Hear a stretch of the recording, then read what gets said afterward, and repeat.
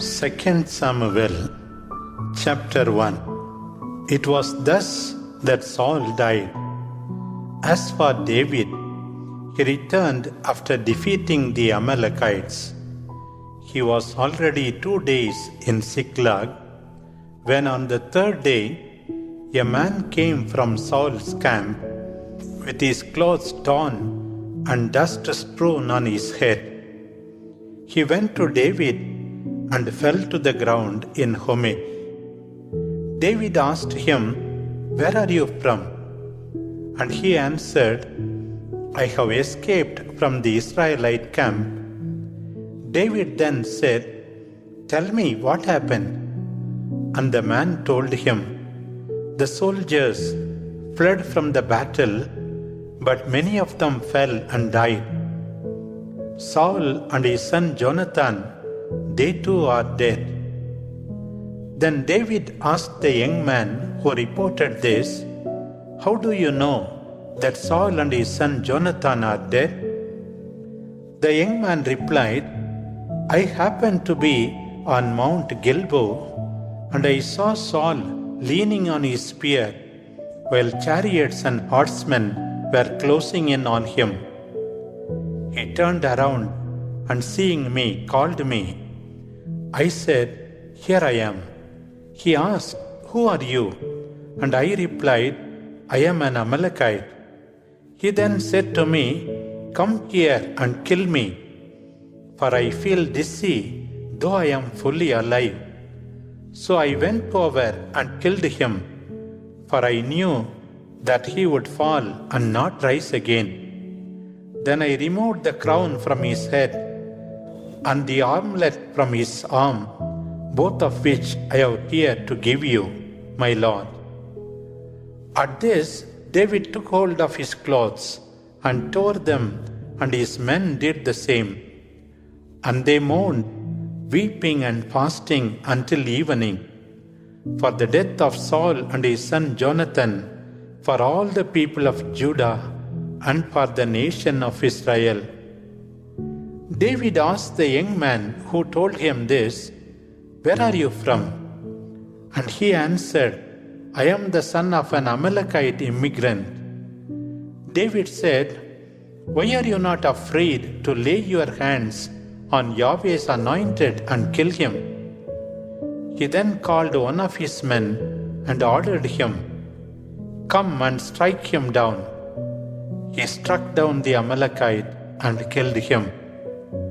David declared, "You will answer for your own blood, for you condemned yourself when you said, 'I have killed Yahweh's anointed.'" David sang this song of lamentation for Saul and his son Jonathan, and had it taught to the people of Judah.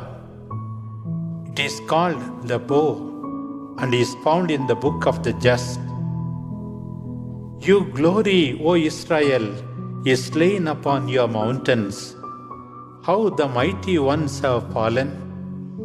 Tell it not in Gath, proclaim it not in the streets of Ashkelon, lest the Philistine women rejoice, lest foreign maidens exult.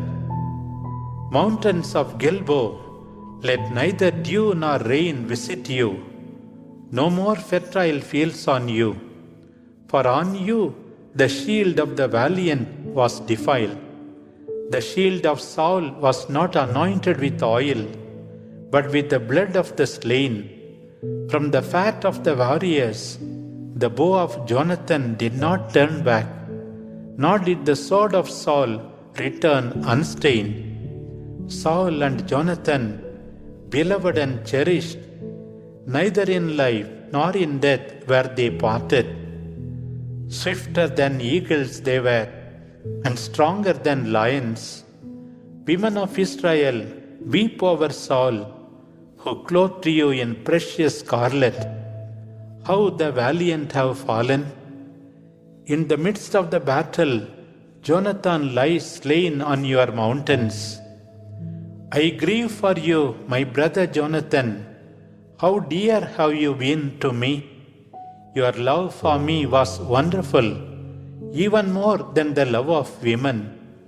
how the valiant have fallen, the weapons of war have perished.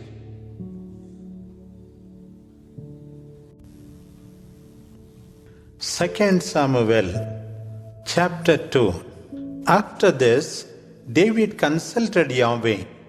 Shall I go up to one of the cities of Judah? Yahweh answered him, Go. Then David asked, Where shall I go? He answered, To Hebron. So David went up to Hebron with his 2 wives, Ahinoam of Jezreel and Abigail, the widow of Nabal of Carmel. David also brought up his men with their families, and they settled in the towns of Hebron. Then the men of Judah came, and there they anointed David king over the nation of Judah. David learned that the men of Jabesh Gilead had buried Saul. So he sent messengers to them with these words, May Yahweh bless you, for you have dealt kindly with Saul, your master, and have buried him. May Yahweh show his love and fidelity to you. I in turn will be kind to you for having done this. Now be brave and strong, for although your master Saul is dead, the people of Judah have anointed me their king. Now Abner, son of Ner, Saul's general, had taken Ishbal, son of Saul, and brought him over to Mahanaim, where he made him king over Gilead, the Ashurites, Jezreel, Ephraim, Benjamin, and the rest of Israel. Ishbal, Saul's son, was 40 years old when he began to reign over Israel, and he reigned for 2 years. Only the people of Judah followed David. David was their king in Hebron, and he ruled over them for 7 years and 6 months. Abner, son of Ner, and the men servants of Ishbal, Saul's son, left Mahanaim for Gibeon, where Joab, son of Zeruiah, and the men of David met them at the pool of Gibeon. There they sat, one group on one side of the pool, the other on the opposite side. Abner told Joab, Let the young men rise and perform for us. Joab replied, Let them rise. So they rose and were counted off. 12 of the Benjaminites of Ishbal, Saul's son, and 12 of David's men. Each one caught his opponent's head and thrust his sword in his opponent's side, and all fell down together. Therefore, that place in Gibeon was called Field of the Fighting. After a very fierce battle that day, Abner and the men of Israel were defeated by David's troops. The 3 sons of Zeruiah, Joab, Abishai, and Asahel were there. Asahel, who ran as fast as a wild gazelle, pursued Abner, turning neither to the right nor to the left. Abner turned around and asked, Is that you, Asahel? He replied, Yes, it is I. Abner said to him, Turn right or left, go after one of the young men and take his spoil. But Asahel refused to desist from following him. So Abner again said, Stop following me. I will surely strike you down, and then how could I face your brother Joab? But Asahel would not heed, and Abner, without turning back, struck him in the belly with his spear, which ran through him and came out his back. He fell and died on the spot, and all who came to the place where Asahel fell dead stopped there. Joab and Abishai, however, pursued Abner, and by sunset arrived at the hill of Ammah, which lies near Giah, toward the desert of Gibeon. The Benjaminites then rallied around Abner, forming one band, and took their position on the hilltop. Then Abner called to Joab, When will the sword rest? Do you not realize that this will bring you more bitterness? When will you order your men to stop pursuing their brothers? Joab replied, As God lives, if you had not spoken, my men would have continued pursuing their brothers until morning. So Joab blew the trumpet, and the men desisted from pursuing the Israelites and fighting them. Abner and his men marched all night through the lowland, crossed the Jordan, and marched the whole morning until they reached Mahanaim. As for Joab, he stopped pursuing Abner and gathered all his men. Besides Asahel, 19 of David's servants were missing. But David's men had killed 360 of Abner's men from among the Benjaminites. Asahel was taken and buried in his father's tomb at Bethlehem. Then Joab and his men marched all night and reached Hebron at daybreak. 2 Samuel chapter 3. There was a long war between Saul's party and that of David, but David grew stronger while Saul's party grew weaker. Sons were born to David at Hebron. His firstborn, Amnon, of Ahinoam of Jezreel. His second, Kileab, of Abigail, widow of Nabal of Carmel. The third, Absalom, son of Maacah, the daughter of Talmai, king of Geshur. The fourth, Adonijah, the son of Haggith. The fifth, Shephatiah, the son of Abital. And the sixth, Ithream, of David's wife Eglah. These were born to David in Hebron. While war was going on between the party of Saul and that of David, Abner was strengthening his position in Saul's family. Now Saul had a concubine named Rizpah, daughter of Aiah, on whose account Ishbaal chided Abner. "Why have you slept with my father's concubine?" Abner was very angry because of Ishbaal's remark and exclaimed, "Am I a dog's head? Up to now I have been loyal to the family of Saul your father, to his brothers and friends, and have not delivered you into the hands of David, and you come accusing me because of this woman.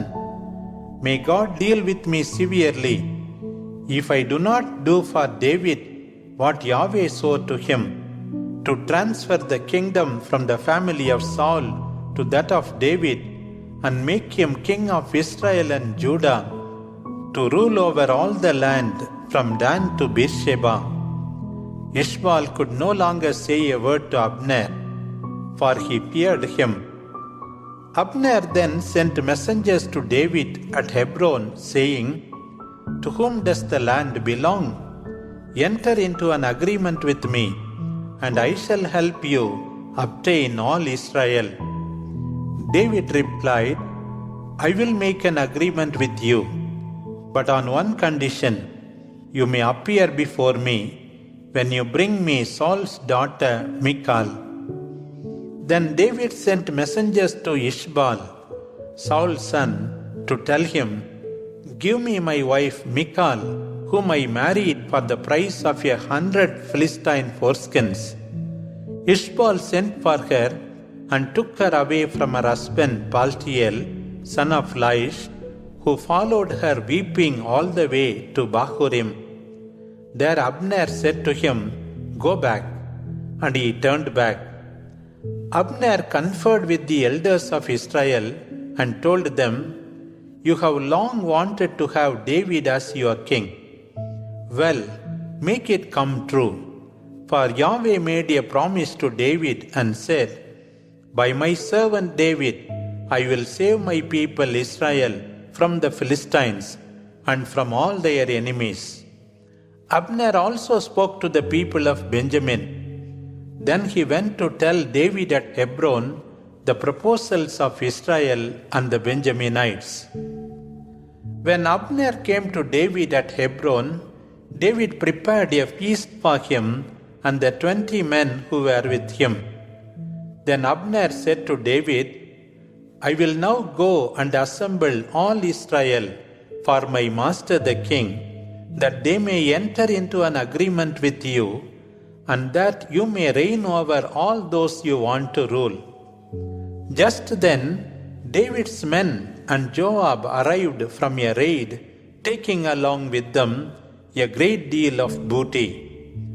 Abner was no longer with David at Hebron, for he had departed quietly after David had dismissed him. When Joab arrived with his troops, he was told, Abner, son of Ner, came to see the king. Then the king sent him on his way, and he went in peace. Joab then went to the king and said, What did you do? When Abner came to you, why did you allow him to leave? You know what Abner, son of Ner, is like. He came to you deceitfully to observe and find out what you are doing. Joab left David and sent messengers to go after Abner, and they had him brought back from the cistern of Sirah. But David did not know of that. When Abner arrived at Hebron, Joab took him aside within the city gate as though to speak with him privately. There he stabbed him in the belly, and he died. Joab did so in revenge for the murder of his brother Asahel. Later on, David heard about this. Then he said, Yahweh will not punish me and my kingdom for the blood of Abner, son of Ner. May justice for his blood fall on Joab and on all his father's family, and may there be forever among them some member who has discharge, or is sick with leprosy, or who is only fit to hold a spindle, or who falls by the sword or hungers. Joab and his brother Abishai slew Abner, because he had killed their brother Asahel in the battle at Gibeon. David then told Joab and those who were with him, Tear off your clothes, put on sackcloth, and mourn before Abner. King David himself followed the corpse. They buried Abner at Hebron. There the king wept aloud over his grave, and all the people joined in the lamentation. The king began the mourning song for Abner with these words, Should Abner die as a fool dies? Your hands were not bound, your feet were not fettered. As one falls at the hands of the wicked, so you have fallen. And all the people again wept over him. Then the people tried to persuade David to take some food while it was still day. But David swore, May God do so to me and more if I touch food before sundown. The people heeded this, and it pleased them. In fact, they were pleased at whatever the king said. This day they realized, as did all the people of Israel, that the king had no part in the murder of Abner, son of Ner. Then the king said to his servants, Do you realize that a general and valiant warrior passed away today in Israel? Although I am the anointed king, today I feel helpless to control the sons of Zeruiah. May Yahweh repay the one who did evil. 2 Samuel chapter 4. When Ishbaal, Saul's son, heard that Abner had died at Hebron, he was stunned, and the Israelites were disheartened. Saul's son had 2 men, captains of raiding bands. One was Baana, the other Rechab, both sons of Rimmon, a Benjaminite from Beeroth. For Beeroth was still considered part of Benjamin. The Beerothites fled to Gittaim and have remained there as immigrants to the present day. Jonathan, son of Saul, had a son whose feet were crippled. He was 5 years old when the news came from Jezreel about the death of Saul and Jonathan. His nurse took him up and fled so hastily that the boy fell and became lame. He was called Mepibal. Now Rechab and Baanah, sons of Rimmon the Beerothite, went their way and arrived in the heat of the day at the house of Ishbaal, who was taking a nap. His doorkeeper had been cleaning wheat, but feeling drowsy, she slept. Rechab and his brother Baanah got into the house. They rushed into Ishbaal's bedroom as he lay asleep in his bed and struck him dead. They beheaded him, took his head and left, walking all night by the way of the Arabah. They brought Ishbaal's head to David, Hebron, and said to the king, "Here is the head of Ishbaal, son of Saul, your enemy, who sought your life. This day Yahweh has avenged my lord the king on Saul and his son." But David answered Rechab and his brother Baanah, sons of Rimmon the Beerothite, "Let Yahweh hear, he who has saved me from all adversities. When somebody reported Saul's death to me, thinking he was bringing me good news, I took hold of him and killed him at Ziklag, instead of giving him a reward. Will I do less when wicked men have murdered a just one in his own house and on his bed? Shall I not now demand his blood from your hands and sweep you away?" So David commanded his young men to kill them. They cut off their hands and feet and hung them beside the pool at Hebron. Then they took Ishbaal's head and buried it in Abner's tomb on Hebron.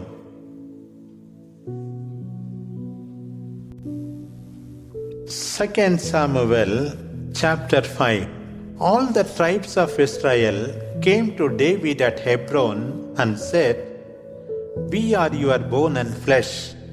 In the past, when Saul was king over us, it was you who led Israel. And Yahweh said to you, 'You shall be the shepherd of my people Israel, and you shall be commander over Israel.' Before Yahweh, King David made an agreement with the elders of Israel who came to him at Hebron, and they anointed him king of Israel. David was 30 years old when he began to reign, and he reigned for 40 years. He reigned over Judah from Hebron 7.5 years, and over Israel and Judah from Jerusalem for 33 years. The king and his men set out for Jerusalem to fight the Jebusites who lived there. They said to David, "If you try to break in here, the blind and the lame will drive you away," which meant that David could not get in. Yet David captured the fortress of Zion that became the city of David. That day David said, "Whoever wants to defeat the Jebusites, let him reach these lame and blind, David's enemies, through the tunnel for fetching water." From this came the saying, "The blind and the lame shall not enter the house." David lived in the fortress, calling it the city of David, and proceeded to build the city around it, from the Millo and inside as well. And David grew more powerful, for Yahweh, the God of hosts, was with him.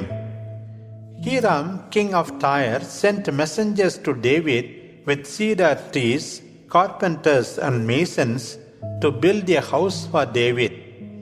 David then understood that Yahweh had made him king over Israel and had exalted his reign for the sake of his people Israel.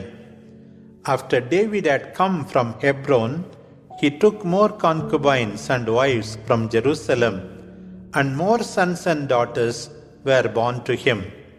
These are the names of those who were born to him in Jerusalem: Shammua, Shobab, Nathan, Solomon, Ephar, Elishua, Nepheg, Japhia, Elishama, Eliada, and Eliphelet. When the Philistines heard that David had been anointed king of Israel, they went to search for him. On hearing this, David went down to the stronghold. When the Philistines overran the valley of Rephaim, David consulted Yahweh. "Shall I attack the Philistines? Will you deliver them into my hands?" Yahweh answered David, "Go ahead, for I will certainly deliver the Philistines into your hands." So David came to Baal Perasim, where he defeated them. He said, "Yahweh has scattered my enemies before me like a sudden bursting flood." That is why that place is called Baal Perasim. There the Philistines left their idols, and David and his men picked them up. The Philistines went up again and overran the valley of Rephaim. David consulted Yahweh, who said, "Do not go up straight, but circle around and attack them from behind when you are in front of the balsam trees. Once you hear a marching sound on top of the balsam trees, act quickly, for Yahweh is going ahead of you to attack the Philistine army." David obeyed Yahweh's command and struck down the Philistines from Geba to as far as Gezer. 2 Samuel chapter 6. David gathered together once more all the picked men of Israel, numbering 30,000 in all. Then he and all the people with him in Bala Judah set forth to bring up from there the ark of God, on which Yahweh of hosts pronounced and put his name, he who rests on the cherubim. They placed the ark of God on a new cart and brought it out of the house of Abinadab on the hill. Uzzah and Ahio, sons of Abinadab, were guiding the cart with the ark of Yahweh, with Ahio walking before it. David and the Israelites were joyfully celebrating before Yahweh, singing and playing on lyres, harps, tambourines, castanets, and cymbals. When they came to the threshing floor of Nakon, the oxen stumbled, and Uzzah stretched his hand to the ark of God to hold it. Yahweh's anger burnt against Uzzah, and God struck him there. Uzzah died there beside the ark of God. David was angry because Yahweh had struck Uzzah, and that place is called Perez Uzzah to the present day. David was afraid of Yahweh that day and said, "How can the ark of Yahweh come to me?" So David refused to take the ark of Yahweh into the city of David, but had it brought instead to the house of Obed-Edom the Gittite. Yahweh's ark remained there for 3 months, and Yahweh blessed Obed-Edom and all his household. King David was told that Yahweh had blessed the family of Obed-Edom and all that belonged to him because of the ark of God, so he went to bring up the ark of God from the house of Obed-Edom to the city of David, rejoicing. After those who carried the ark of Yahweh had walked 6 paces, they sacrificed an ox and a fattened calf. David whirled around, dancing with all his heart before Yahweh, wearing a linen ephod, for he and all the Israelites brought up the ark of Yahweh, shouting joyfully and sounding the horn. As the ark of Yahweh entered the city of David, Michal, Saul's daughter, looked out of the window, and when she saw King David leaping and whirling round before Yahweh, she despised him in her heart. They brought in the ark of Yahweh and laid it in its place in the tent which David had pitched for it. Then David offered burnt and peace offerings before Yahweh. Once the offerings had been made, David blessed the people in the name of Yahweh of hosts, and distributed to each of them, to each man and woman of the entire assembly of Israel, a loaf of bread a portion of meat, and a raisin cake. With this, all the people left for their homes. When David returned to bless his household, Michal, Saul's daughter, met him and said, "How the king of Israel honored himself today, exposing himself before his servants' maids as uncouth men do." But David said to Michal, "I did that before Yahweh who chose me instead of your father and his family, making me commander over Israel, Yahweh's people.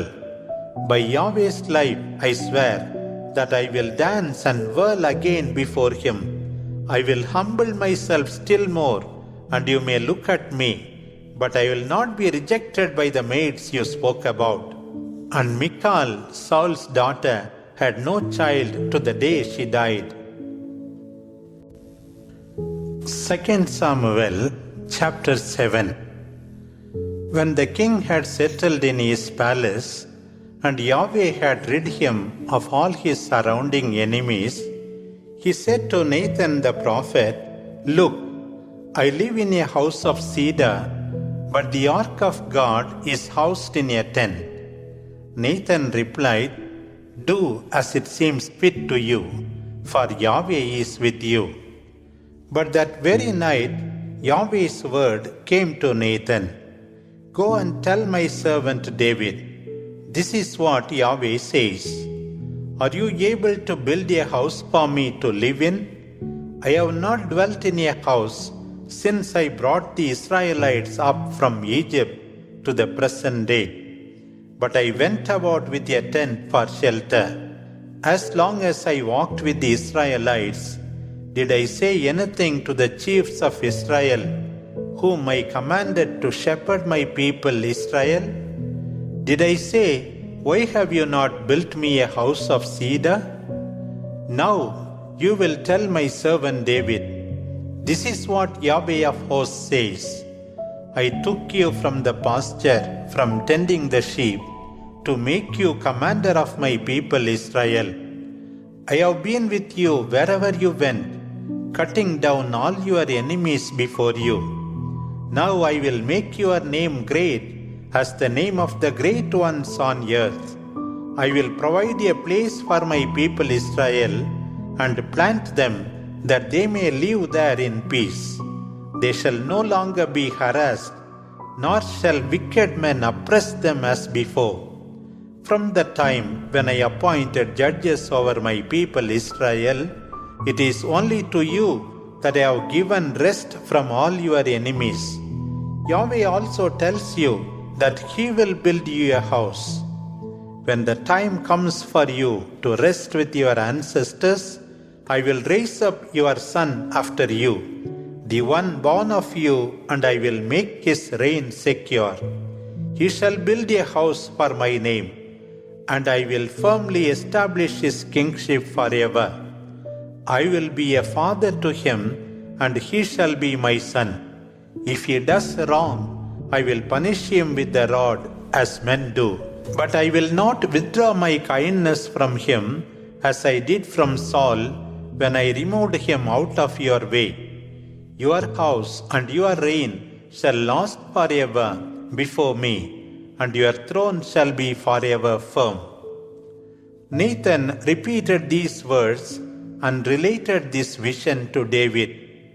Then the King David went in, sat before Yahweh, and said, "Who am I, O Yahweh God, and who is my family that you have brought me so far?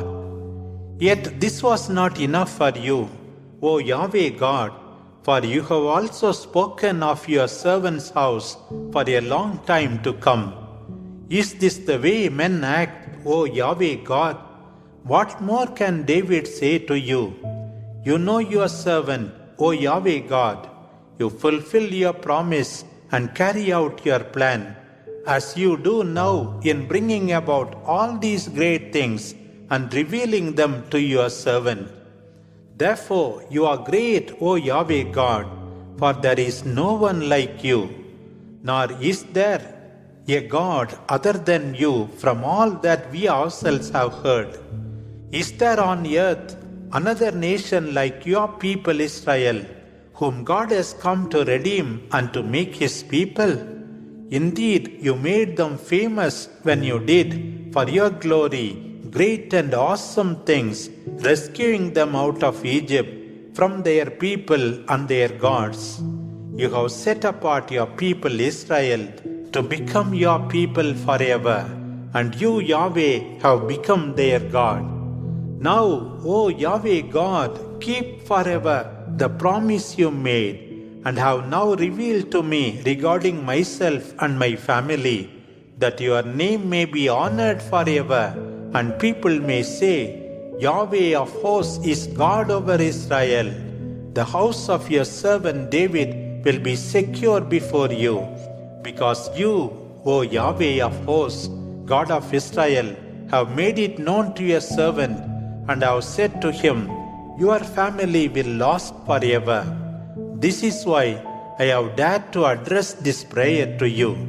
So now, O Yahweh God, since you are the faithful God and have promised me this good thing, please bless my descendants, that they may continue forever before you.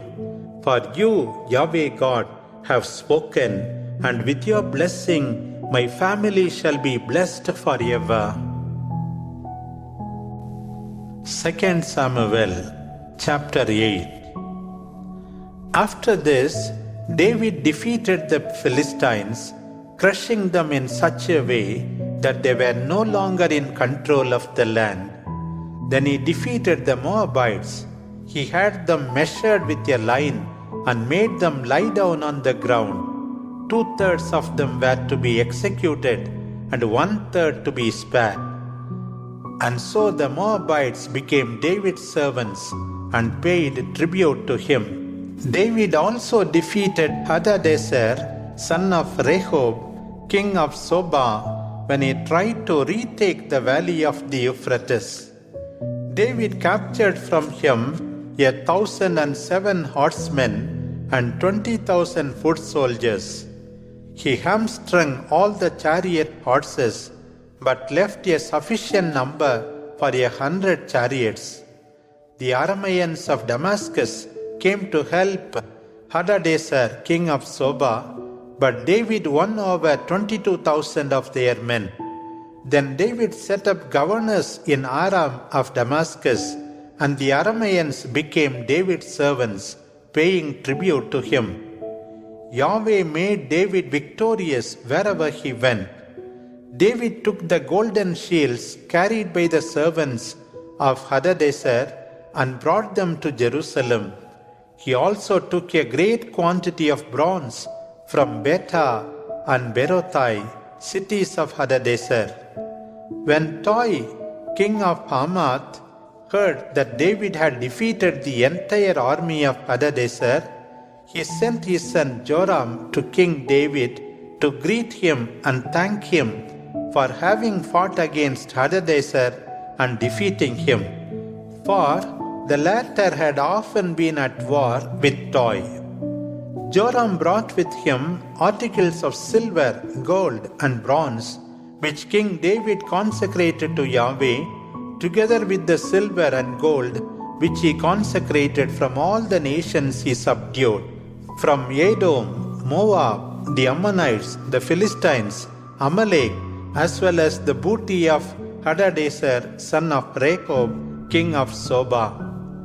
David became famous when he returned from defeating an army of 18,000 Edomites in the valley of Salt. He set up governors in Edom, and the Edomites became his servants. So Yahweh made David victorious wherever he went. David reigned over all Israel, issuing decrees and administering justice to all his people. Joab, son of Zeruiah, was commander of the army. Jehoshaphat, son of Ahilud, recorder. Zadok, son of Ahitub, and Ahimelech, son of Abiathar, priest. Seraiah, secretary. And Benaiah, son of Jehoiada, was in charge of the Kerethites and the Pelethites. David's sons were priests. 2 Samuel chapter 9. David asked, "Is there anyone left of the house of Saul to whom I can show kindness for the sake of Jonathan?" So they called a servant of Saul named Ziba and brought him to David, who asked, "So you are Ziba?" He replied, "I am your servant." Then the king asked him, "Is there still someone of the house of Saul to whom I can give God's favor?" Ziba answered the king, "A son of Jonathan, whose feet are crippled, still lives." The king asked him, "Where is he?" And Ziba replied, "He is in the house of Machir, son of Ammiel, at Lodebar." So King David sent for him and had him brought from the house of Machir, son of Ammiel, at Lodebar. When Mepibal, son of Jonathan, son of Saul, arrived, he fell on the ground and paid homage to David, who said, "Mepibal." He replied, "Your servant listens." David then told him, "Do not be afraid. I will do you a favor for the sake of your father Jonathan and give you back all the land of Saul your father. Besides, you shall always eat at my table." He bowed down and said, "What is your servant that you should show concern for a dead dog like myself?" The king called Ziba, Saul's servant, and said to him, "I have turned over to your master's son everything that Saul and his family possessed. You yourself, your sons and servants, shall till the land for him and carry in the harvest, so that your master's family may have food, although your master's son Mepibal shall always eat at my table." Ziba, who had 15 sons and 20 servants, said to the king, "Your servant will do whatever my lord the king commands." Yet Mepibal ate at my table like a king's son. Mepibal had a young son named Micah, and all who lived in Ziba's house became Mepibal's servants. But Mepibal lived in Jerusalem, for he always ate at the king's table. He was lame in both feet. 2 Samuel chapter 10. When the king of the Ammonites died, and Hanun his son reigned in his place, David said, "I will be kind to Hanun, son of Nahash, as his father was kind to me." So David sent his servants to comfort him over his father's death. When David's servants arrived in the land of the Ammonites, the Ammonite chiefs told Hanun their lord, "Do you think that by sending men with condolences, David is honoring your father? Has not David rather sent his servants to you to explore the city, spy on it, and overthrow it?"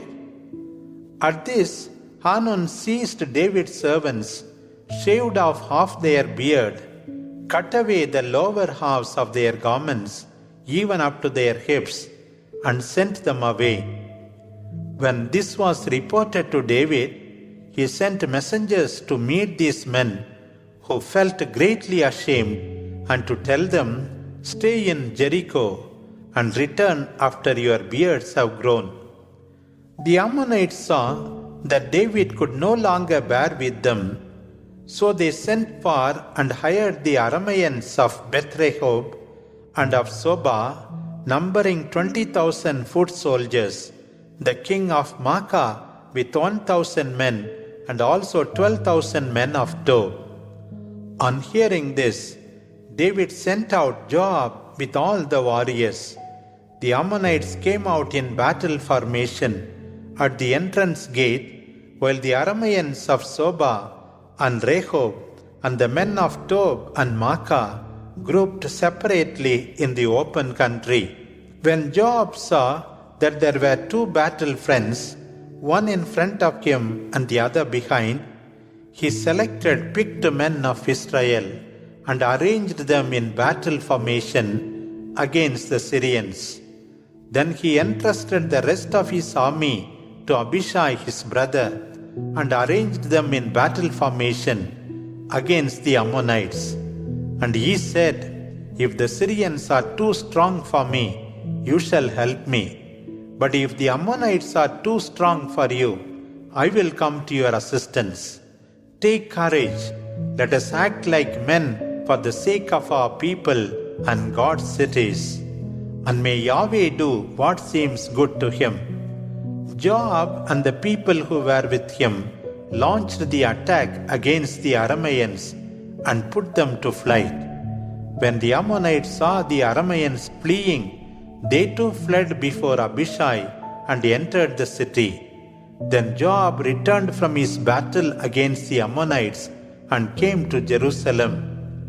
When the Arameans saw that they had been defeated by Israel, they gathered together. Hadadezer sent for the Syrians and had them brought from beyond the Euphrates. They came to Helam and Shobach, the commander of Hadadezer's army leading them. This was reported to David, who in turn gathered together all Israel and came to Helam after crossing the Jordan. The Arameans then arranged themselves in battle formation and fought against David, but they fled before Israel. David had 700 of the men in chariots and 40,000 horsemen killed. Shobach, too, the commander of their army, was slain and died there. After having been defeated by Israel, all the kings who depended on Hadadezer made peace with Israel and became subject to them.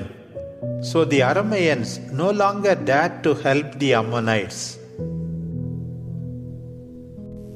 2 Samuel chapter 11. In the spring of that year, when the kings usually set out to fight, David sent Joab, his officers, and all the Israelite troops. They slaughtered the Ammonites and attacked Rabbah, while David remained in Jerusalem.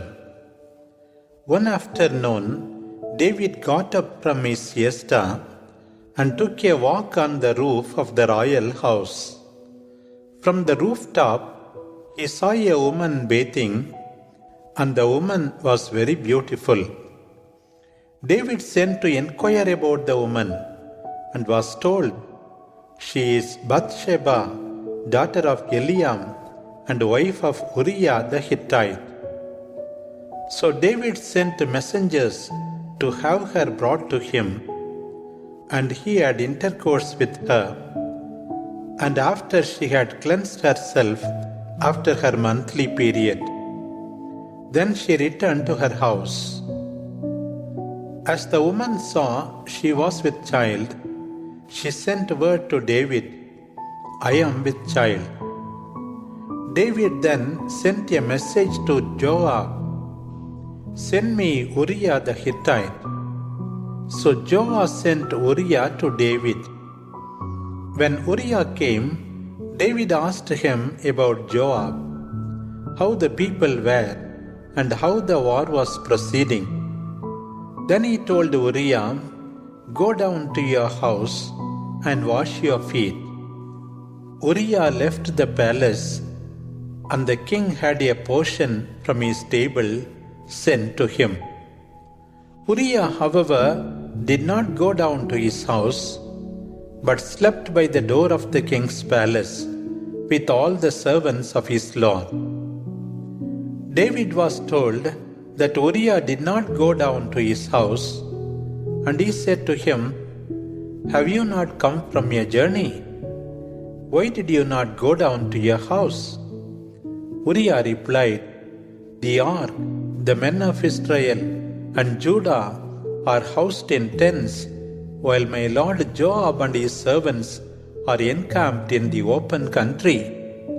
Shall I go to my house to eat and drink there and sleep with my wife? As you live, I will not do this." So David said to Uriah, "Remain here today also, and I will dismiss you tomorrow."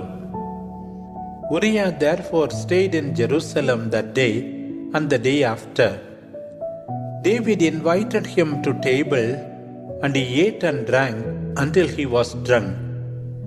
While evening fell, however, he went to lie down on his couch with his gods of his Lord, instead of going down to his house. The next morning, David wrote Joab a letter to be taken by hand by Uriah, in which he said, "Place Uriah in the front row, where the fighting is very fierce, and then withdraw from him, so that he may be struck down and die." When Joab was attacking the city, he assigned Uriah to a place which he knew was being defended by strong warriors. And the defenders attacked the men of Joab. Some of David's soldiers and officers were killed. Uriah the Hittite also died. Then Joab sent a messenger to tell David everything that had happened during the battle. And he said to him, "When you have finished recounting the outcome of the battle to the king, perhaps he will get angry and ask you, 'Why did you go so near the city to fight? Did you not know they would shoot from the wall? Who killed Abimelech, son of Jerubasheth? Was it not a woman who dropped a millstone on him from the wall, so that he died at Thebes? Why did you go so close to the wall?' Then you shall say, 'Your servant Uriah the Hittite is also dead.'" So the messenger went to tell David all that Joab instructed him. So he answered the king and explained, "These men had overcome us and pushed us in the field. Then we drove them back to the entrance gate. But the archers aimed at your God from the top of the wall, killing some of them. Your servant Uriah the Hittite has also been killed." David said to the messenger, "Try to encourage Joab with this message. Do not let this thing disturb you, for the sword devours one this time and another at another time. Intensify your attacks against the city and overthrow it." When Uriah's wife heard of the death of her husband, she mourned for him. After her mourning was over, David had her brought to his house. She became his wife and bore him a son. But Yahweh was displeased with what David had done. 2 Samuel chapter 12. So Yahweh sent the prophet Nathan to David. Nathan went to the king and said to him, "There were 2 men in a city. One was rich, the other poor. The rich man had many sheep and cattle, but the poor man had only one little ewe lamb he had bought. He himself fed it, and it grew up with him and his children. It shared his food, drank from his cup, and slept on his lap. It was like a daughter to him. Now a traveler came to the rich man, but he would not take from his own flock or herd to prepare food for the traveler. Instead, he took the poor man's lamb and prepared that for his visitor." David was furious because of this man and told Nathan, "As Yahweh lives, the man who has done this deserves death. He must return the lamb fourfold for acting like this and showing no compassion." Nathan said to David, "You are this man. It is Yahweh, God of Israel, who speaks. I anointed you king over Israel and saved you from Saul's hands. I gave you your master's house and your master's wives. I also gave you the nation of Israel and Judah. But if this were not enough, I would have given you even more. Why did you despise Yahweh by doing what displeases him? You struck down Uriah the Hittite with the sword and took his wife for yourself. Yes, you killed him with the sword of the Ammonites. Now the sword will never be far from your family, because you have despised me and taken the wife of Uriah the Hittite for yourself. Thus says Yahweh, your misfortune will rise from your own house. I will take your wives from you and give them to your neighbor, who shall lie with them in broad daylight. What you did was done secretly, but what I do will be done before Israel in broad daylight. David said to Nathan, I have sinned against Yahweh.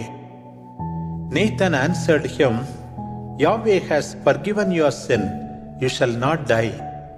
However, because you have dared to despise Yahweh by doing such a thing, the child that is born to you shall die. Then Nathan left and went to his house. Yahweh struck the child that Uriah's wife bore to David, and it became sick. David entreated God for the child. He kept a strict fast and lay on the ground the whole night. The elders of his house asked him to rise from the ground, but he refused, nor did he join them to eat. On the seventh day, the child died. David's servants were afraid to tell him that the child was dead, for they said, when the child was still alive, we spoke to him, but he would not listen to us. What will he do if we tell him the child is dead? When David saw his servants whispering to one another, he realized that the child was dead and asked them, Is the child dead? They replied, He is dead. Then David rose from the ground, washed and anointed himself, and changed his clothes. He entered the house of Yahweh and worshipped. After that, he went to his own house, asked for food, and ate. Then his servants asked him, Why are you acting like this? You fasted and wept for the child while it was alive, but after it died, you got up and took food. David answered, While the child was still alive, I fasted and wept, thinking, Who knows, perhaps Yahweh will be kind to me and let my child live. But now that he is dead, why should I fast? Can I bring him back to life? I can go to him, but he cannot return to me. David comforted his wife Bathsheba. He went in and slept with her, and she bore a son, whom he named Solomon. Yahweh loved him and made it known through Nathan the prophet, who named him Jediah on Yahweh's behalf. Joab fought against Rabbah of the Ammonites and conquered the king's city. Then he sent messengers to David and told him, I have fought against Rabbah and conquered the city of waters. Gather then the rest of the people to attack and capture the city, lest I myself do it and the city be called by my name. So David mustered the people, attacked and captured Rabbah. He took the crown of their god, Milcom, from its head, the weight of which was a talent of gold, and which had a precious stone embedded in it. This they put on David's head. He carried off an amount of booty and brought away the people, whom he set to labor with saws, iron picks, and iron axes, making them work at the brick kilns. David dealt like this with all the Ammonite cities. Then he returned to Jerusalem with all the people. 2 Samuel chapter 13. Now David's son Absalom had a beautiful sister named Tamar. It happened that Amnon, another of David's sons, loved her. Amnon was so obsessed that he became ill, and as Tamar was a virgin, he could not do anything. Amnon had a friend named Jonadab, son of Shimeiah, David's brother. Jonadab, who was a very shrewd man, said to him, "O son of the king, why do you look so miserable morning after morning? Will you not tell me?" Amnon replied, "I love Tamar, sister of my brother Absalom." So Jonadab said to him, "Lie down on your bed and pretend to be ill. And when your father comes to see you, say to him, 'Let my sister Tamar come to give me bread to eat, and let her prepare the food in my presence, so that I may eat it from her hand.'" So Amnon lay down and pretended to be ill. And when the king came to see him, he told the king, "Please let my sister Tamar come to make some cakes in my presence. I will eat from her hand." So David sent for Tamar and said to her, "Go to your brother Amnon's house and prepare him some food." Tamar went to her brother Amnon's house, where he was lying down. She took dough, kneaded it, made and baked cakes before him. But when she took the pan and set the cakes before him, he refused to eat and said, "Send everyone outside." After they all left, Amnon said to Tamar, "Bring the food into the bedroom and let me eat from your hand." Tamar took the cakes she had made and brought them to her brother Amnon in the bedroom. But when she brought them to him to eat, he grabbed her and said, "Come, lie with me, my sister." She answered him, "No, my brother, do not force me. No such thing is done in Israel. Do not commit this foolishness. Where will I hide my shame? And you yourself would be regarded as a foolish man by all the people. So please talk to the king, for he will not keep me from you." But he refused to listen to her, and being stronger than he, forced her and lay with her. Afterwards, Amnon hated her with a hatred exceeding the love he had had for her. And he said to Tamar, "Get up and leave." But she answered him, "No, my brother, sending me away is a greater offense than what you did to me." But Amnon refused to listen. He called his servant and said, "Get this woman out and bolt the door behind her." Now Tamar was wearing a long robe with sleeves, like the virgin daughters of the king used to wear. So the servant brought her out, bolting the door behind her. Tamar then put ashes on her head and tore the long robe she was wearing. Laying her hand on her head, she went away crying aloud. Her brother Absalom spoke to her, "Has your brother Amnon been with you? Be calm and do not take this to heart, for he is your brother." Desolate as she was, Tamar stayed in her brother Absalom's house. When King David heard of this, he was very angry, but he did not like to scold Amnon because he loved him as his firstborn. Absalom, for his part, no longer spoke to Amnon. He hated him for having raped his sister Tamar.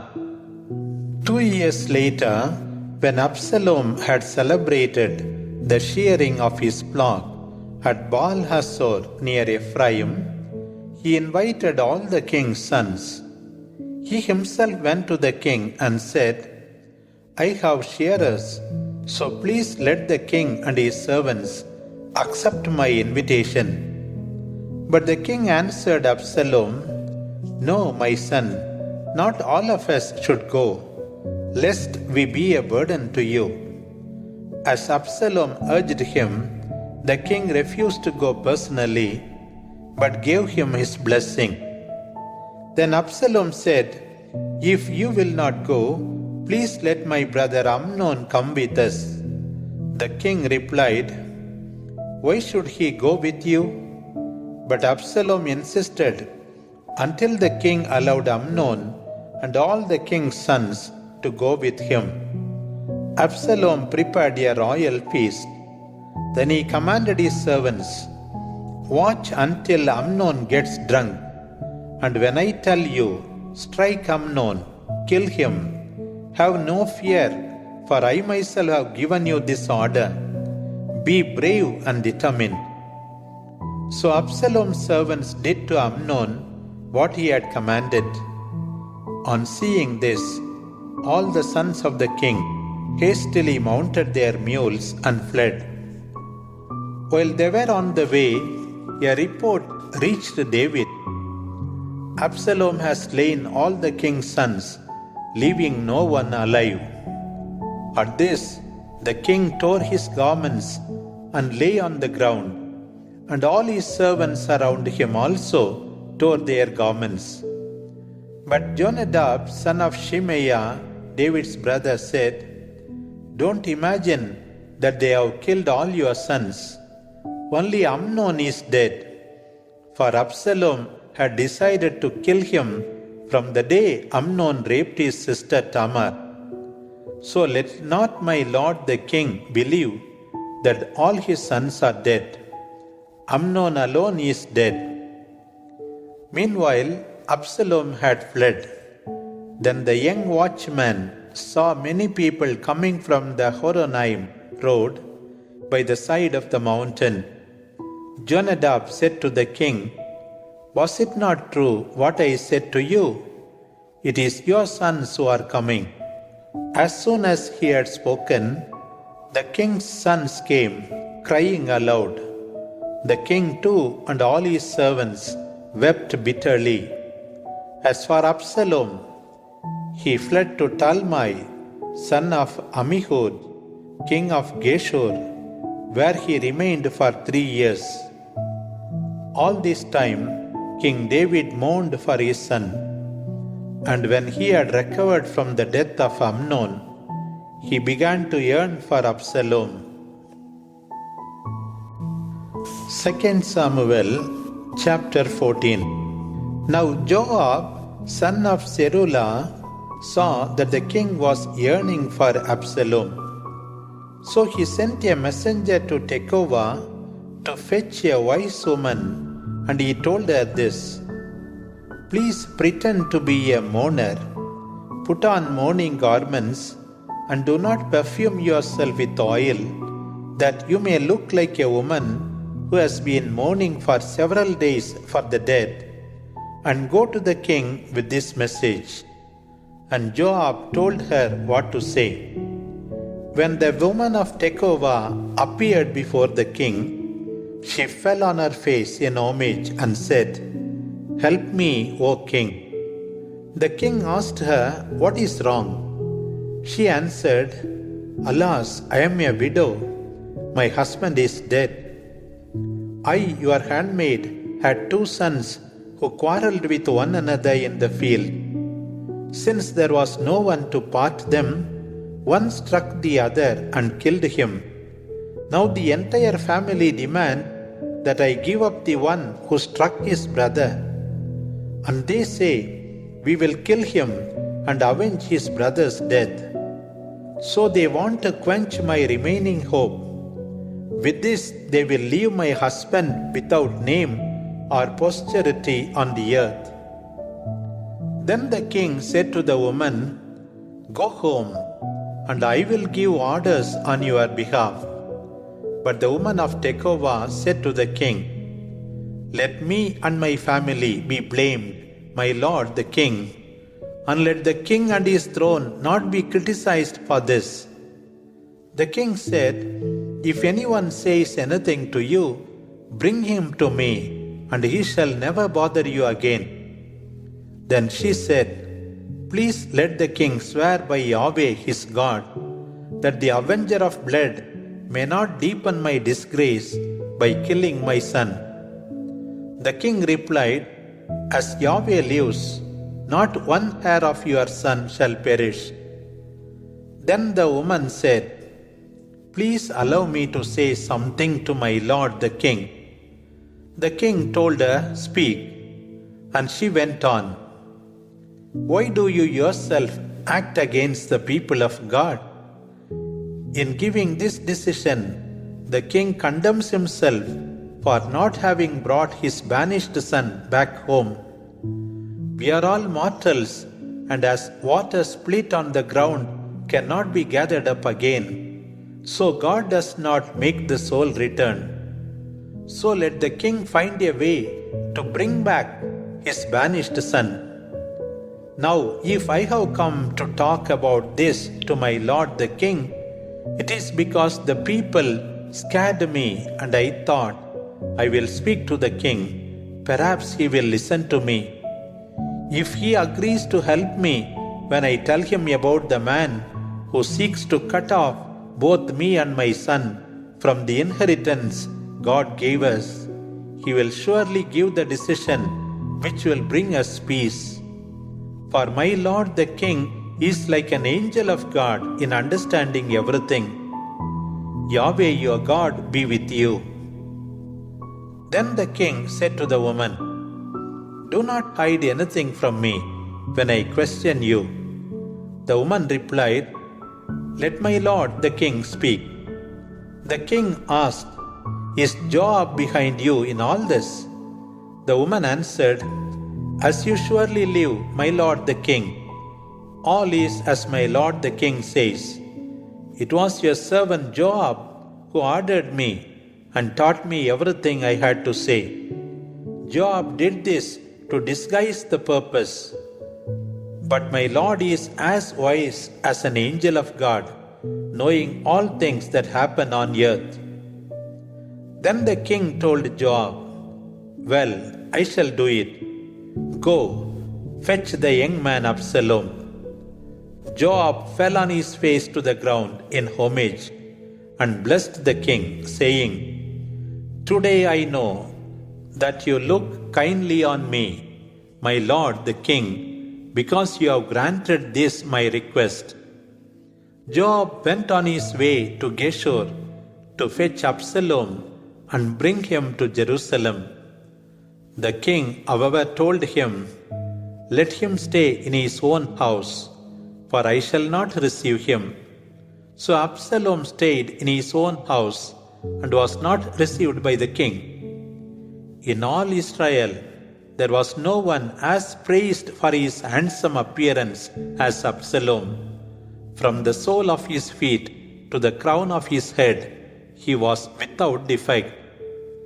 When he cut his hair, every year he cut his hair when it became too heavy for him, he weighed it, and it weighed 200 shekels by the king's weight. There were born to Absalom 3 sons and a daughter named Tamar, a beautiful woman. For 2 years, Absalom stayed in Jerusalem, but the king did not receive him. Absalom called for Joab to send him to the king, but Joab refused to see him.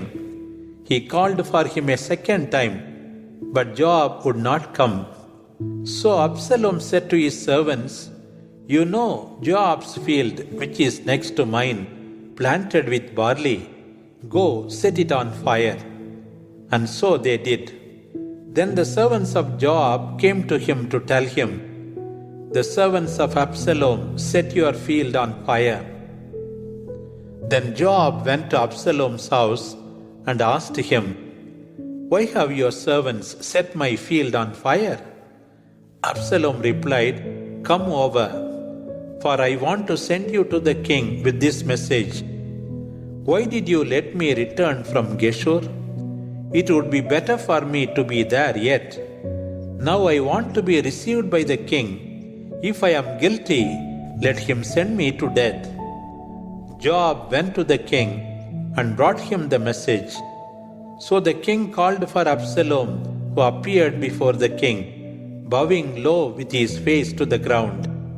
And the king embraced Absalom.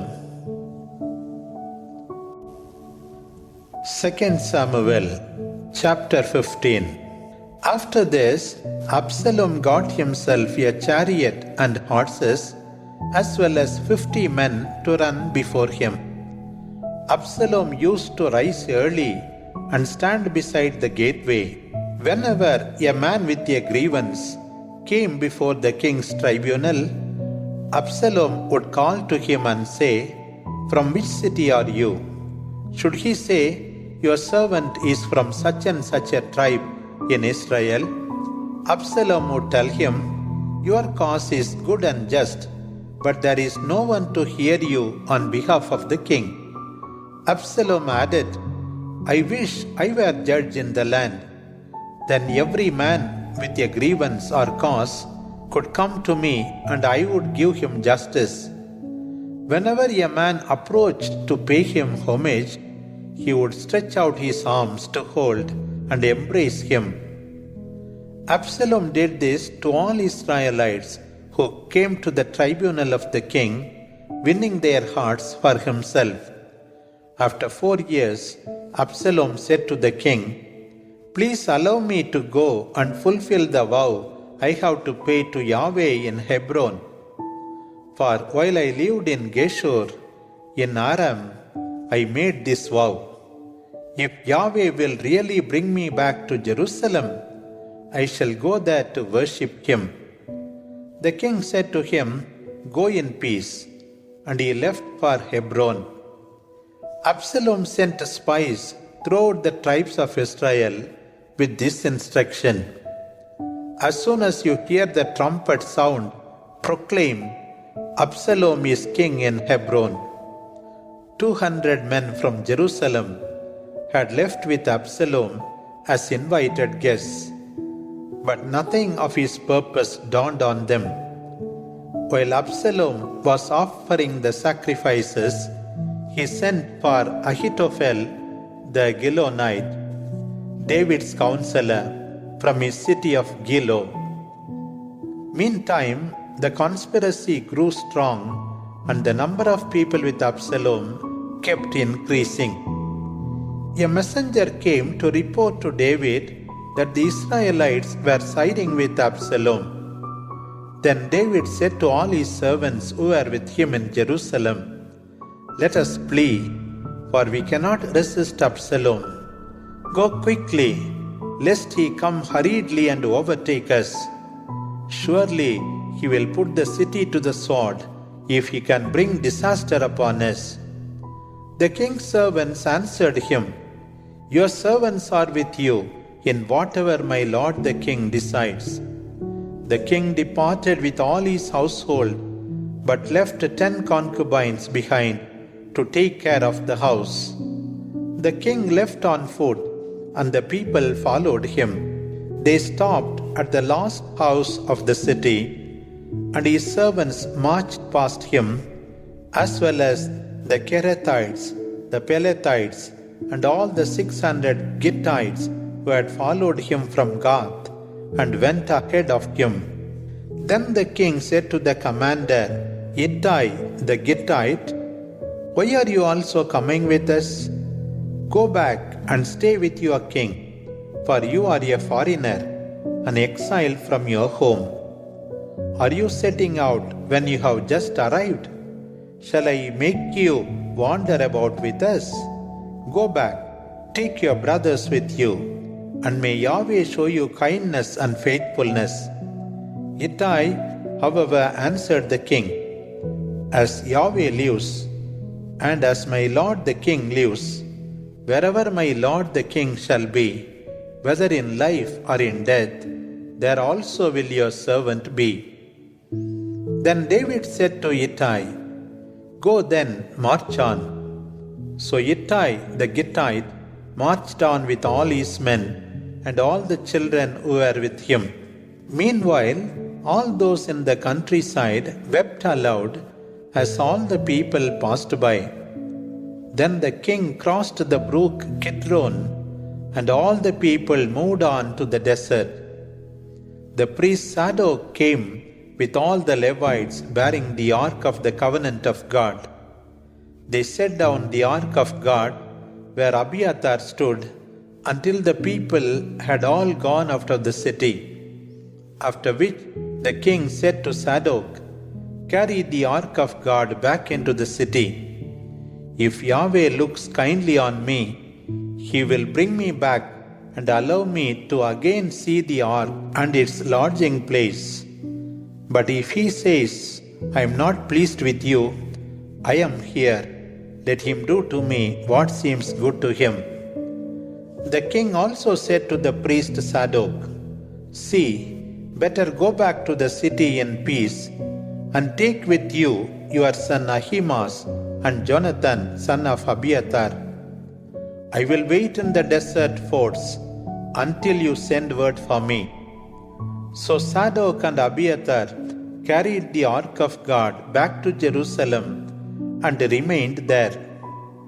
David himself went up the Mount of Olives, weeping. He was barefooted and had his head covered, and all the people who were with him had their heads covered and wept as they went. When David was informed that Ahithophel was among the conspirators with Absalom, he said, "O Yahweh, turn the counsel of Ahithophel into folly." When David reached the summit where God is worshipped, Hushal the Archite met him with his coat torn and dust strewn on his head. David said to him, "If you come with me, you will be a burden to me.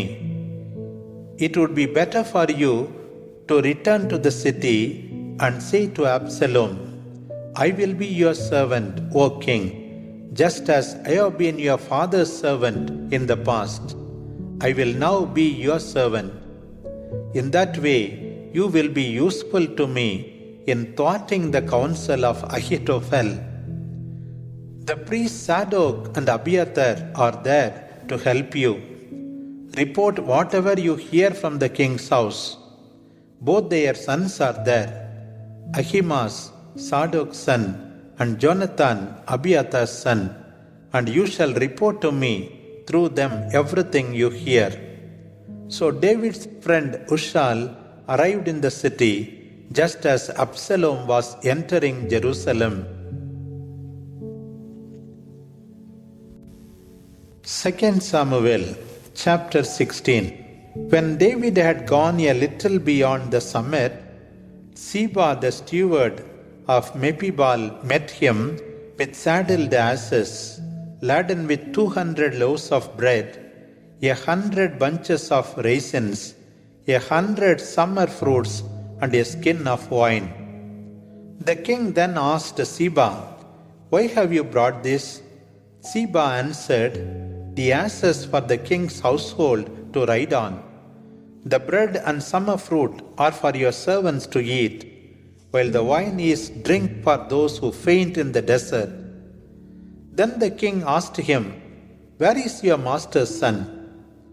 Ziba replied, "He is staying in Jerusalem, for he said, 'Today the Israelites will give me back my father's kingdom.'"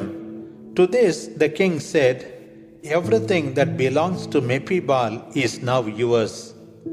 And Ziba said, "I pay homage to my lord the king. May I always find favor with you." When King David came to Bahurim, a man from the clan of Saul's family named Shimei, son of Gera, came out cursing him. He threw stones at David and his officers, although the king's men and warriors flanked the king on the right and left. Shimei said as he cursed, go away, you bloodthirsty good-for-nothing. Yahweh has brought down on your head all the blood of the family of Saul. You became king in his place, but God has now placed the kingdom in the hands of your son Absalom. Ruin has come upon you, because you are a bloodthirsty man. Then Abishai, son of Zeruiah, said to the king, Why should this dead dog curse my lord the king? Let me go and cut his head off. But the king said, Why should I listen to you, sons of Zeruiah? If Yahweh has ordered him to curse me, who shall ask him why he acts like this? Then David said to Abishai and his officers, If my own son wants to kill me, how much more this Benjaminite?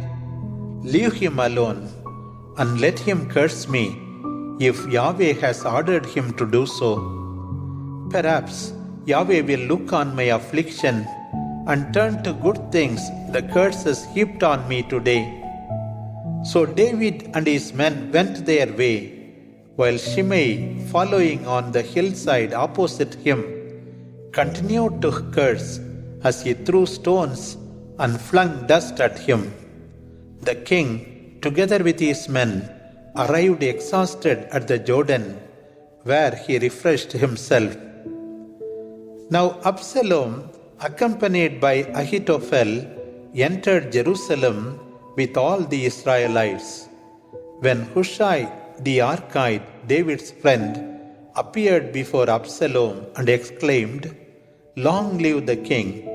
Absalom said to Hushai, Is this your loyalty to your friend? Why did you not go with your friend? Hushai said to Absalom, No, I will be with the one Yahweh and this people and the Israelites have chosen, and with him I will remain. Whom am I now to serve? Are you not his son? As I have served your father, so will I serve you. Then Absalom said to Ahithophel, Have a meeting to decide what we shall do.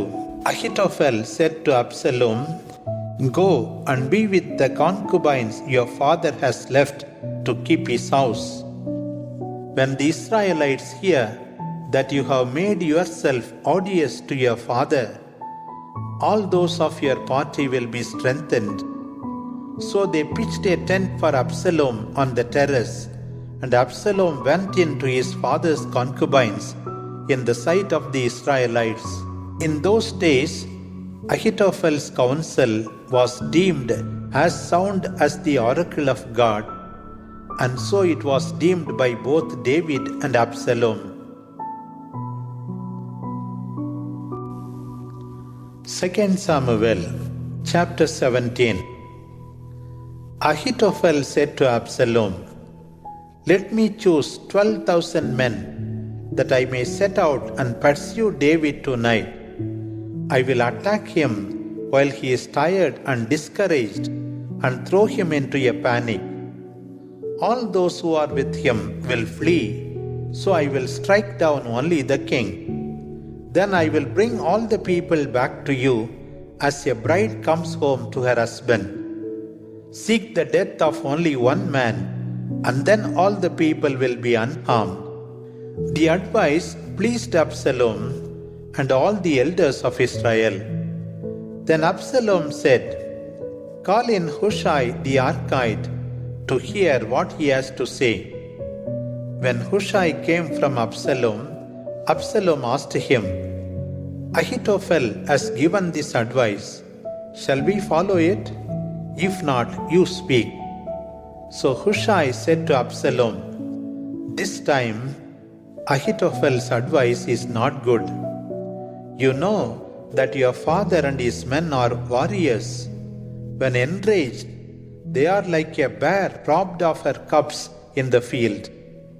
Besides, your father is expert enough in war not to spend the night with his men. Right now, he is hiding in one of the pits or in some other place. If some of your men fall in the first attack, whoever hears of it will say, There has been a slaughter among the men who follow Absalom. Then even the valiant man, whose heart is like that of a lion, will utterly melt with fear. For all Israel knows that your father is a warrior, as are the men who are with him. My advice is for you to gather all the Israelites from Dan to Beersheba, as many as the sands of the sea, and go to battle in person. Then we shall find him wherever he is, and fall on him as the dew falls on the ground. Neither he nor any of his men will be left alive. If he withdraws into a city, all Israel will bring ropes and drag it into the valley until not even a pebble of it remains. Absalom and all the Israelites said, The counsel of Hushai the Archite is better than the counsel of Ahithophel. For Yahweh had decreed that the good counsel of Ahithophel be defeated, so that he might bring evil upon Absalom. Then Hushai reported to the priests Zadok and Abiathar, Ahithophel advised Absalom and the elders of Israel in this way, but I have advised them in this manner. Therefore, send word to David quickly. Do not lodge tonight at the desert forts. Go beyond them, lest the king and all the men with him be trapped. Now Jonathan and Ahimaaz were waiting at En-Rogel, where a maidservant regularly went to report to them, so they could go and tell the king David, for they themselves must not be seen in the city. But a lad saw them and reported to Absalom. The two hurriedly left the place and entered the house of a man of Bahurim, who had a well in his courtyard, and they got down into it. The woman took a covering and spread it over the well's mouth, then scattered grain over it without anyone noticing. Then Absalom's servants came to the woman's house and asked, Where are Ahimaaz and Jonathan? The woman answered them, They left following the brook.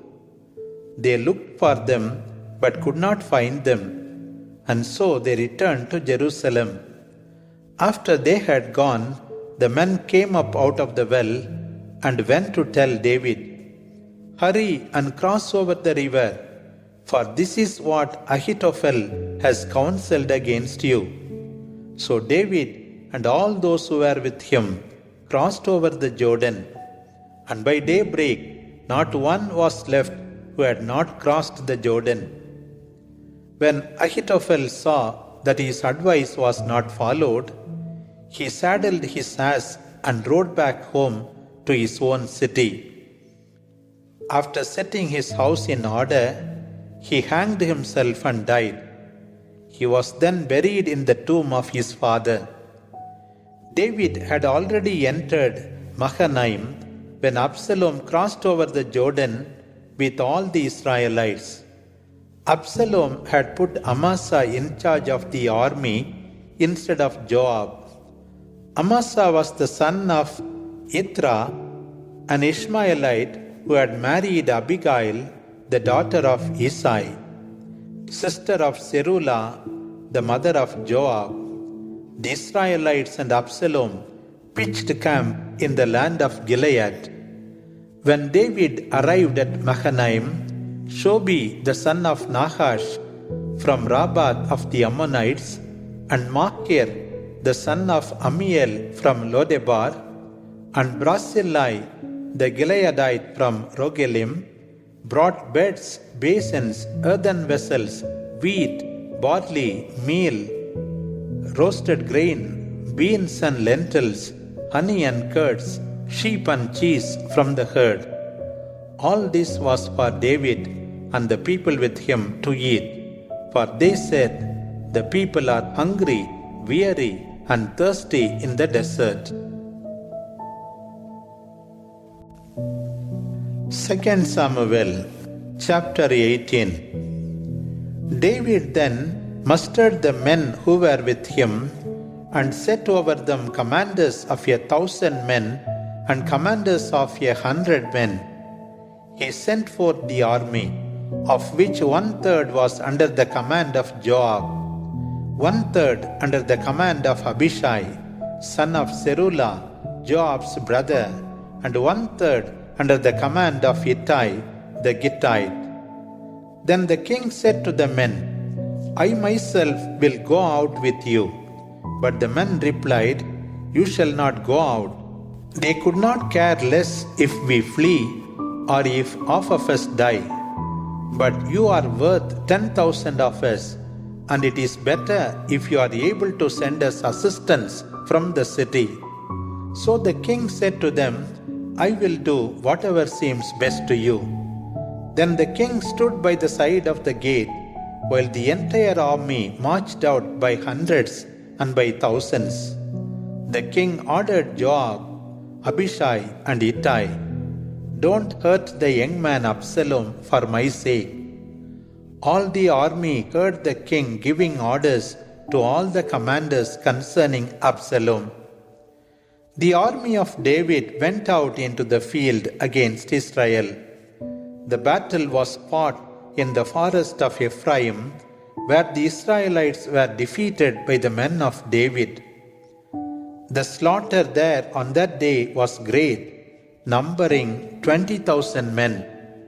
The battle spread over the entire country, and more people perished in the ravines of the forest than were killed by the sword that day. Absalom was riding a mule and happened to meet the gods of David. As the mule passed under the thick branches of a big oak tree, his head was caught in the oak tree, and he was left hanging between heaven and earth, while the mule he was riding went its way.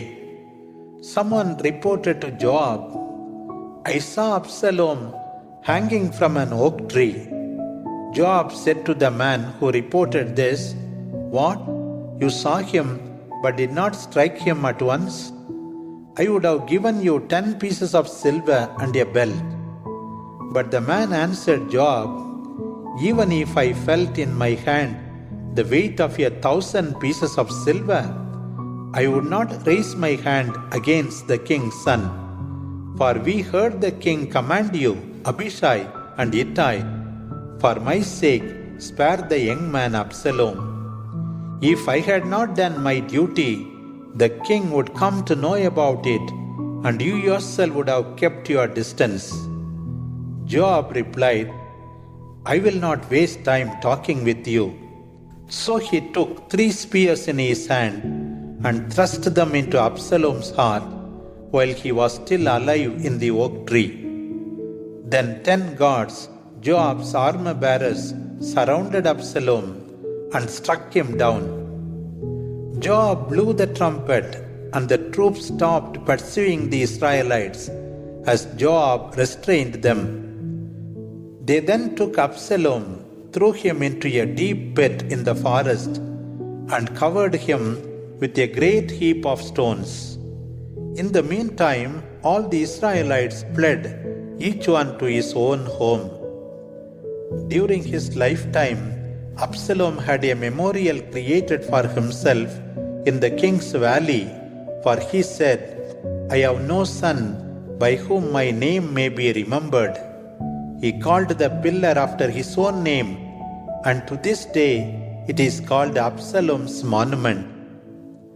Then Ahimaaz, the son of Zadok, said, Let me run and report to the king that Yahweh has delivered him from the power of his enemies. But Joab said to him, Today you would not be a bearer of good news. Another day you will run. But today there is no good news, because the king's son is dead. Joab then said to the Cushite, Go tell the king what you have seen. The Cushite bowed before Joab and ran. But Ahimaaz, the son of Zadok, again said to Joab, Come what may, let me also run behind the Cushite. Joab asked, Why must you run, my son, seeing that you will have no reward for this news? Ahimaaz insisted, It does not matter, I will run. So Joab allowed him to go, and Ahimaaz ran by way of the plain, outrunning the Cushite, David was sitting between the two gates. The watchman posted at the roof of the gate on the wall saw a man running alone. So he called out and reported to the king, who said, "If he is alone, he brings good news." As he was drawing near, the watchman saw another man running. So he called to the gatekeeper and said, "Look, another man is running alone." The king said, "He also brings good news." The watchman said, "The first man runs like Ahimaaz, the son of Zadok." The king replied, "He is a good man, so he comes with good news." Then Ahimaaz cried out to the king, "All is well." Bowing before the king with his face to the ground, he said, "Blessed be Yahweh your God, who has delivered up the men who rebelled against my lord the king." The king asked him, "How is the young Absalom?" Ahimaaz answered, "When Joab sent your servant, I saw a great tumult, but did not know what it was all about." So the king said, "Move away and stand here." He moved aside and stayed there. The Cushite arrived and said, "Good news for my lord the king.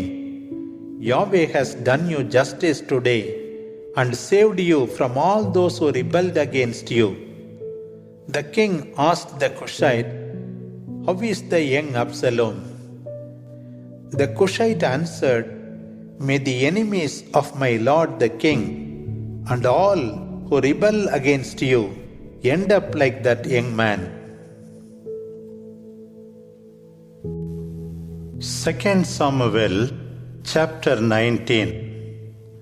The king was greatly disturbed, and going up to the room over the gate, he wept and said, "O my son Absalom, my son Absalom, would that I had died instead of you, O Absalom, my son, my son." It was reported to Joab, "The king is weeping and mourning for Absalom." So the victory that day turned into mourning for all the people when they heard that the king was grieving over his son. The people quietly entered the city that day, like those fleeing from battle in shame. The king covered his face and was crying aloud, "O my son Absalom, O Absalom, my son, my son." Joab then came to the king's house and said, "You have today put to shame all your servants who saved your life, the lives of your sons and daughters, and of your wives and concubines. Yes, you love those who hate you and hate those who love you. For you have made it clear today that your commanders and gods mean nothing to you. I know that if Absalom were alive today and all of us dead, you would be pleased. You must now show yourself and say a good word to your gods. For I swear by Yahweh, if you do not, no one will stay with you tonight, and this will be worse than all the evil that has happened to you from your youth to the present day." So the king took his seat at the gate, and as the people were informed that the king was sitting at the gate, they came before him. The people of Israel had fled, each man to his own home. Yet throughout all the tribes of Israel, the people were arguing, "The king who delivered us from the Philistines has had to flee because of Absalom. We ourselves anointed Absalom to rule over us. But if he died in battle, what prevents us from bringing back the king?" King David heard what the Israelites said. So he sent this message to the priests Zadok and Abiathar, "Say to the elders of Judah, why should you be the last to bring the king back to his house? You are relatives of my own race. Why should you be the last to bring back the king? Say also to Amasa, are you not of my own family? I swear before God that I will make you general of my army in place of Joab. So he won over the men of Judah, and as one man they sent word to the king, please return with your servants. So the king came back, and the men of Judah went over to Gilgal to welcome him and help him cross the Jordan. Shimei, son of Gera, the Benjaminite from Bahurim, hurried down with the people of Judah to meet King David. He had taken with him 1,000 men from Benjamin.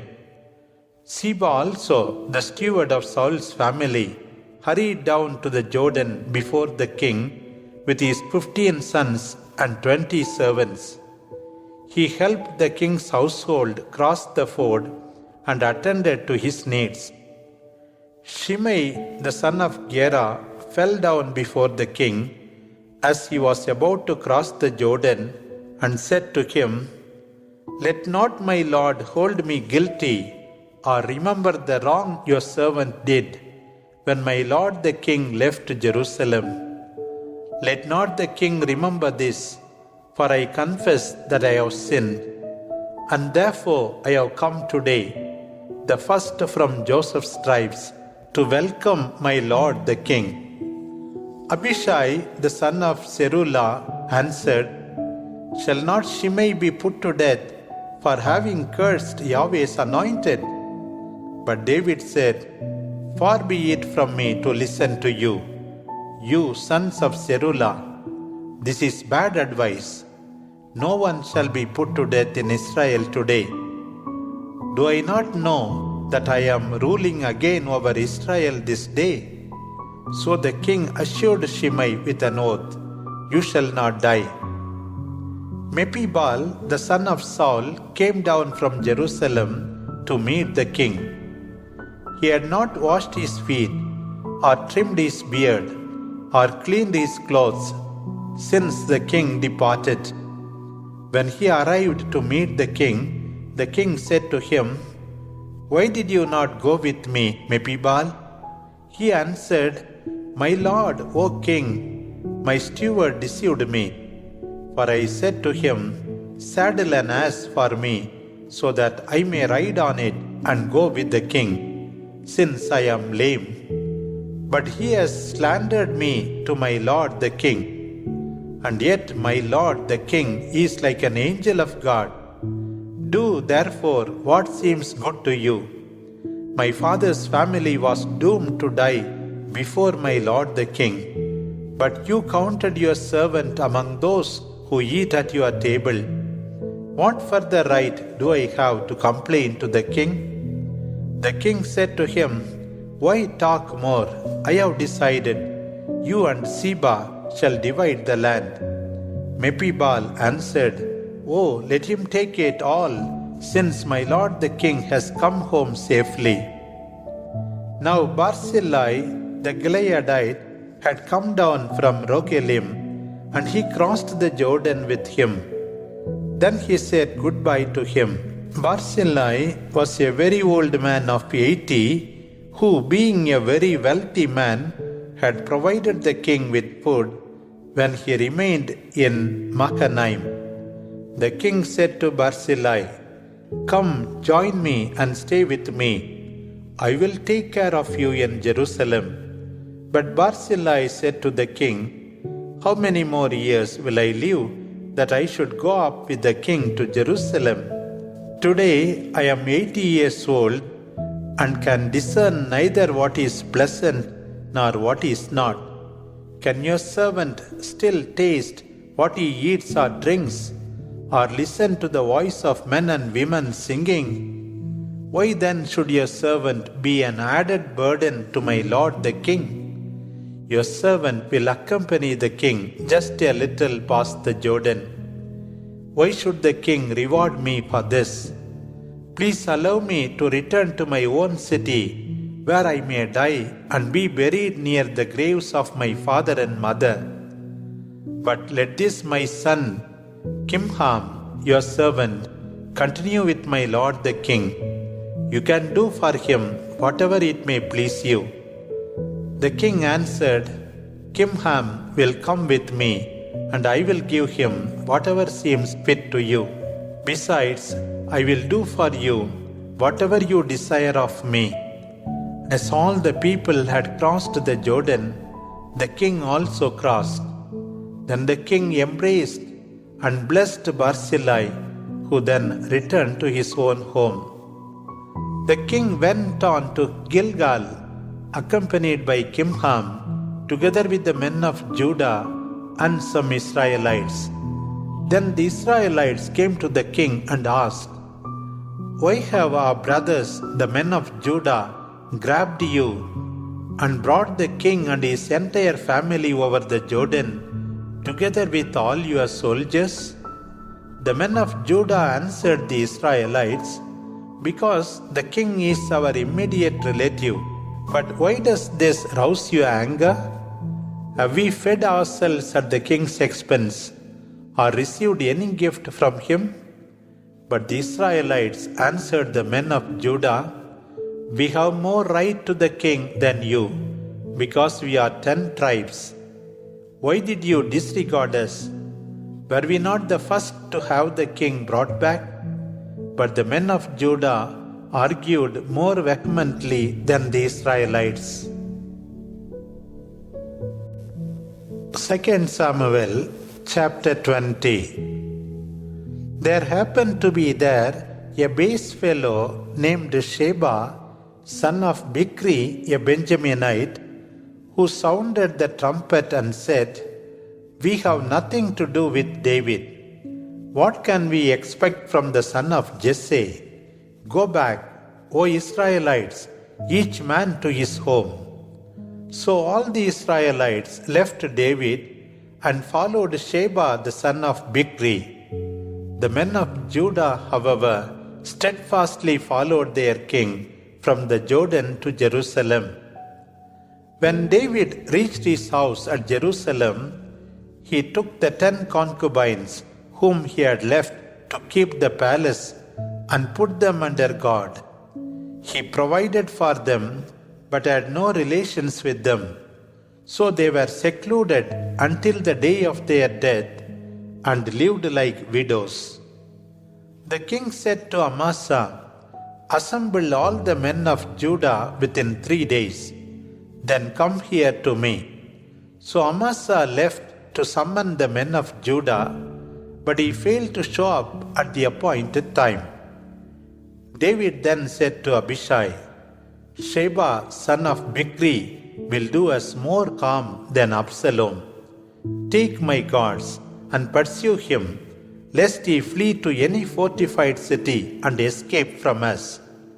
So Abishai, with the men of Joab, the Kerethites, the Pelethites, and all the warriors, left Jerusalem to pursue Sheba, son of Bichri.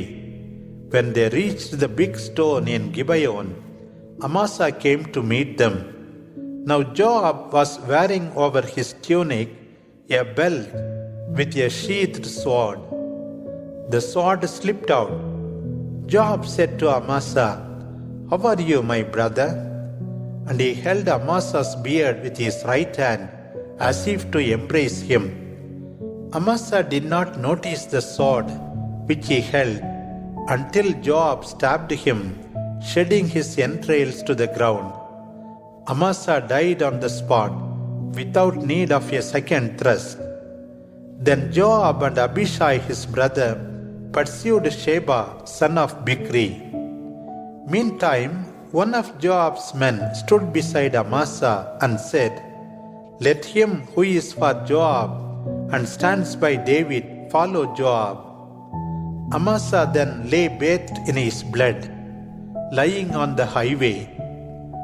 When the man saw the people stopping to look, he carried Amasa from the highway into the field and covered him with a garment. When he was removed from the highway, the people followed Joab in pursuit of Sheba, son of Bichri. Sheba passed through all the tribes of Israel and entered Abel of Beth-Maachah with all his allies who had assembled to follow him. Joab's men came and attacked him in Abel of Beth-Maachah. They set up a mound against the city, and all the men of Joab dug under the wall to throw it down. Then a wise woman called out from the city, "Listen, listen, tell Joab to come here that I may speak to him." As Joab approached, the woman asked, "Are you Joab?" He answered, "I am." The woman continued, "They used to say in olden days, to settle a matter, seek advice at Abel. If you want to know the ancient customs of the faithful of Israel, and you want to destroy a city which is a mother city in Israel, why do you want to destroy the heritage of Yahweh?" Joab answered, "By no means do I want to destroy it. But a man from the hill country of Ephraim, named Sheba, son of Bichri, has rebelled against King David. Only surrender him, and I will withdraw from the city." So the woman said to Joab, "We shall throw his head over the wall to you." The woman then gathered the inhabitants and spoke to them so persuasively that they beheaded Sheba, son of Bichri, and threw his head out to Joab, who then sounded the trumpet for the people to depart from the city. Then everyone went home, and Joab himself returned to the king in Jerusalem. Joab was in command of all the army of Israel, while Benaiah, son of Jehoiada, was in command of the Kerethites and the Pelethites. Adoram was in charge of the forced labor, and Jehoshaphat, son of Ahilud, was the recorder, Sheva the secretary, and Zadok and Abiathar were priests, and Ira the Jairite was David's priest.